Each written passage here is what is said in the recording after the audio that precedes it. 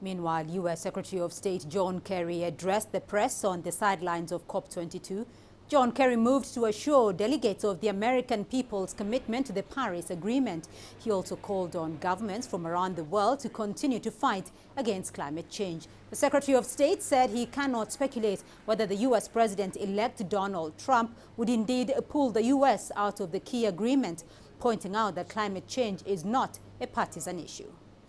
Since this COP started, obviously an election took place in my country. And I know it has left some here and elsewhere feeling uncertain about the future. I obviously understand that uncertainty.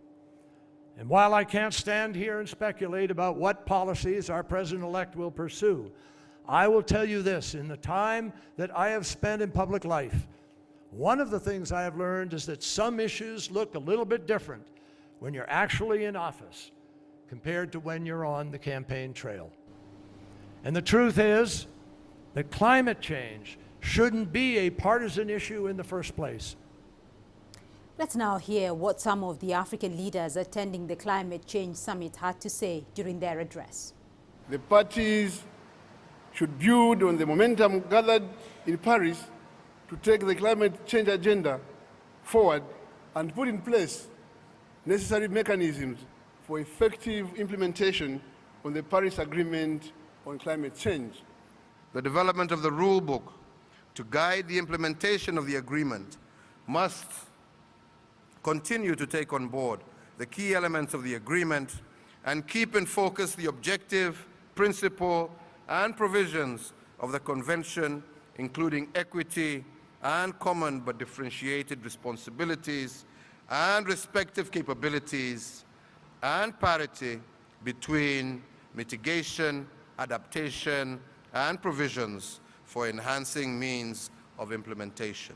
The Lake Chad Basin, for example, has shrunk to a mere 10% of its original size, and this has seriously affected the livelihood of over 5 million people and contributed in the growth of insecurity in the region, including the emergence of Boko Haram as a terrorist group. Hence the urgent need to resuscitate Lake Chad. Excellencies, past tendencies towards impositions and dictating to others by highly industrialized countries must give way to partnership and equitable solutions. For more details on the COP22 summit, I now cross over to Marrakesh, where CCTV's Penina Karibe is following the COP22 conferences for us there. Penina, as the climate change summit winds to a close, has it lived up to the initial intention of it being an action-oriented process?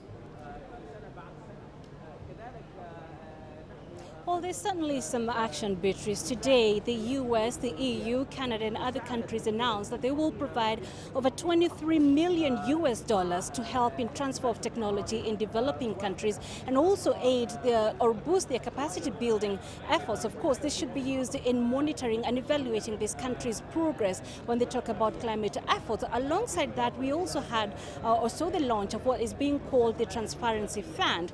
Basically, this aims to increase transparency in developing countries and also build their capacity to help them also be able to monitor what exactly they are doing right and what they are doing wrong. And of course, when we talk about mitigation and adaptation, these two funds should be critical to achieving these goals for the African countries especially, because those are considered among the bulk of the least developed countries. And that has been a huge topic here at the COP22, Beatrice, how to help these countries mitigate the impact of climate change and also adapt. Now, also today, Africa did feature very prominently in discussions here. Today was dubbed African Day. We had the King of Morocco converge with other African heads of state, and what was mainly on the agenda was what Africa has done so far to curb CO2 emissions and the impact of the same, and also what they're expecting from this COP22 as a bloc. Now, Dan Williams was there, and he felt the following report. Africa Day at COP22 and a chance to shine the climate spotlight on the continent. Away from the main conference site, leaders attended a specially arranged Africa Action Summit as guests of King Mohammed VI. They called on the rest of the globe to fulfill the pledges of the Paris Agreement. But the day was also about action for Africa. The continent is required to establish a roadmap in order to meet its own climate obligations. The dilemma for Africa is that 600 million people are still without electricity. For that, Morocco can show the way. The country recently embarked on a $9 billion initiative to generate more than half of its energy needs from renewable sources. One of the key climate change developments in recent years has been the readiness of countries to embrace both knowledge and technology sharing. There have been a number of examples of just that across Africa, but the main stumbling block remains finance. That issue should be helped by a $100 billion yearly Green Climate Fund that aims to be in place by 2020. Some leaders are calling on those funds to be more readily available, while others say significantly more is required. Dan Williams, CCTV, Marrakesh. So, Penina, what else should we expect tomorrow as the summit comes to a close this Friday?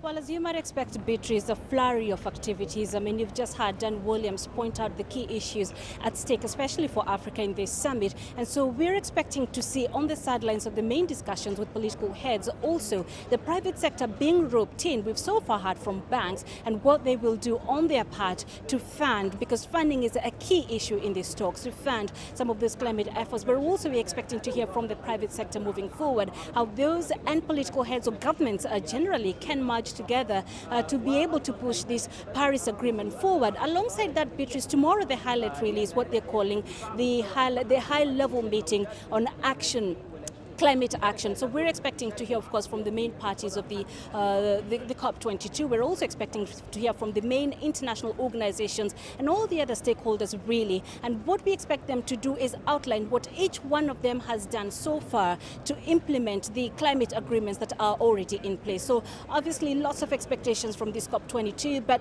whether really we get solid outcomes from this will depend on what happens in the next few days. So crucial days ahead, Beatrice, and of course we're keeping a keen eye on this development. Right, Penina Karibe for us there in Marrakesh, Morocco at the COP22 summit.